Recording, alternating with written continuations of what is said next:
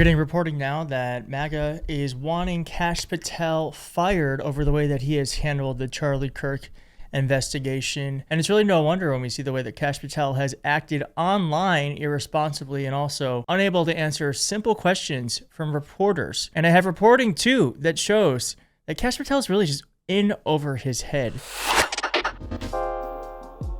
And let us not forget that FBI Director Kash Patel wrote this: the subject for the horrific shooting today that took the life of Charlie Kirk is now in custody. Thank you to local state authorities in Utah for making this happen. He's going to provide updates. Well, the update he provided was that the person was released by law enforcement because after he tweeted that, it turns out it wasn't actually the person responsible. And it says here, you got community noted, Director Patel has since published an update from his official handle that the subject in custody had been released. So he got his ass handed to him, and people are now saying on MAGA side that he should be fired. And I'm actually a little like, let's just keep him in there. I'd rather have someone incompetent than someone who is a Trump lackey and also knows what they're doing.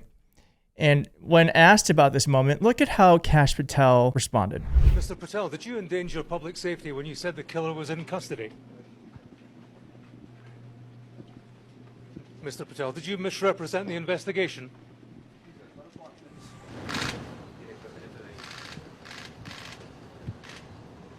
Now, that was Sky News' James Matthews. I wish we had reporters in the country who are like that, but I'm glad whenever we feature reporters, foreign reporters on this channel, I'm always a little shocked and surprised that reporters can actually ask tough questions to people who need to give us real answers. So hats off to James Matthews for going there. And as I said, FBI Director Kash Patel is in over his head. Apparently he swore at people over this. FBI Director Kash Patel unleashed profanity-laced tirade on federal agents as he cracked under the pressure of finding Charlie Kirk's killer. The New York Times reported Thursday that Patel completely lost it during an online meeting with 200 agents involved in the manhunt for the Kirk's killer. One official recounted to the Times, I love this, they're leaking, baby, they're leaking. One official recounted to the Times that among Patel's most expletive-laden remarks, he warned agents he wouldn't put up with any more Mickey Mouse operations,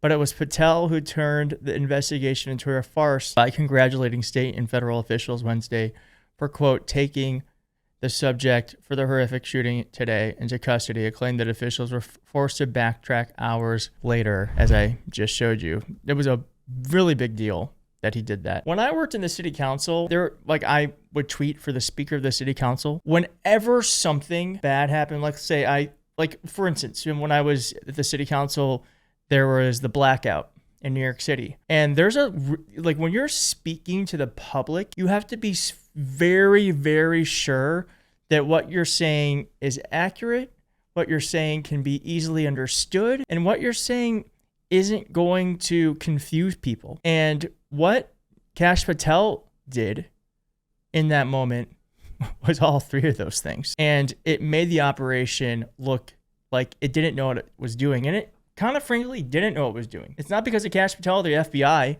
that the alleged killer was caught. It's because the alleged killer confessed to someone and that person's father turned him in.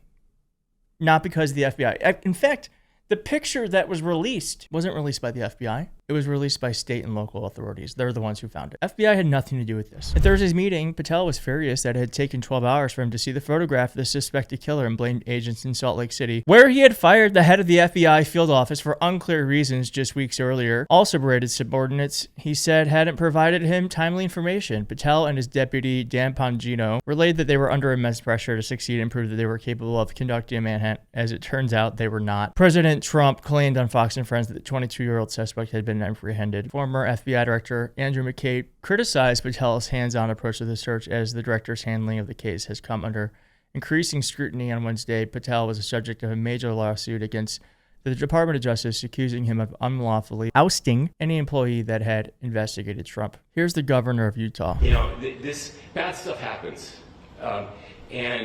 For 33 hours, I was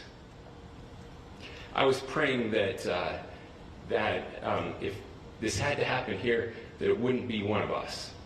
that somebody drove from another state, somebody came from another country.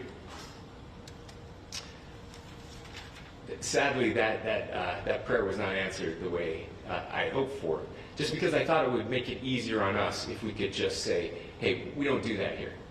And indeed, Utah is a special place. We lead the nation in charitable giving. We lead the nation in service every year. But it did happen here. Bro, I'm seeing, I mean, he's a Republican, but I can fuck with that kind of Republican. We got to get to a place where, like, we're more alike than we are different. And yeah, we can have policy differences, but I want someone who can, I mean, you can tell he's like on the brink of tears. Unlike Donald Trump, who doesn't have an empathetic bone in his body. Here's Kash Patel looking around like he doesn't know what the fuck he's doing. Sorry about that.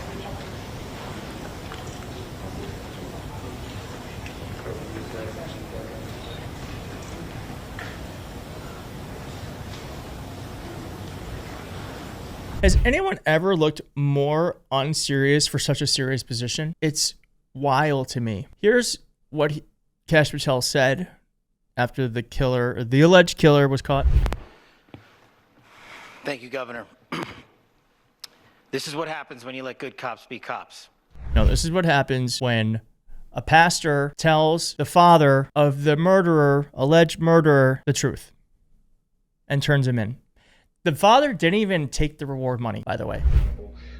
We are going to share a portion of a video, and just completely incapable of being the person that meets this moment. Now, the reason why the right wants to get rid of him is, one, because he's incompetent, but two, because he said this. Lastly, to my friend Charlie Kirk, rest now, brother. We have the watch, and I'll see you in Valhalla. As Decoding Fox News said here, Valhalla is from Norse mythology. Charlie Kirk was a Christian. Christians don't think of heaven as Valhalla. A lot of white supremacists tend to co-opt terms of images of Norse mythology. Kash Patel is also not white and was raised in a Hindu family. And Scott Greer, who's a far-right conservative, said, Kash thinking he's getting into Valhalla. And it's a meme saying, who invited him? Bro thinks he's on the team. Below that are a lot of people just very upset. I think his time is up. I think Kash Patel is going to get fired. I think it's only a matter of time, to be completely honest. There's going to be someone who is going to pay for this. I think it's going to be Kash Patel. I don't know, but that's a good thing, because I think we need someone incompetent in there. If we're going to have anyone in there at all that's subservient to Trump, better someone that doesn't know what they're doing than someone who is actually a shark. That's my thought. Let me know what you think. If you like this video, please hit like. If you're not subscribed, please consider subscribing. I'll see you next time.